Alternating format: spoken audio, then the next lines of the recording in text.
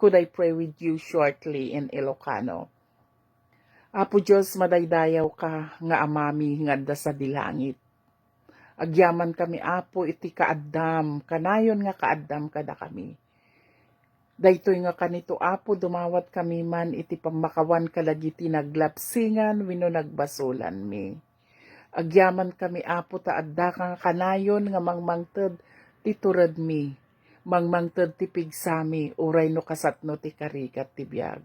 We thank you, Father, for sending your Holy Spirit as our constant companion and as our constant comforter.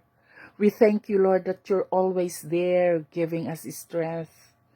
I pray, Father, that all my brothers and sisters who are joining me in prayers right now, Lord, whatever worry, whatever fear they have in their lives, we ask you, Father, to reach out your protecting, your healing hands, your mighty hands that giving us brevity to reach each one of them who need you right now to give them courage.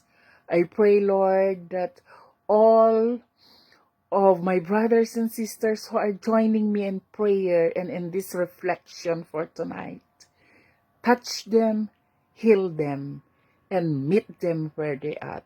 Provide all their needs, Lord. Protect their family as you have always promised us.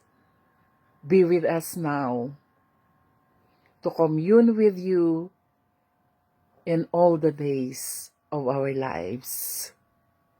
Amen. Have a blessed evening, everyone.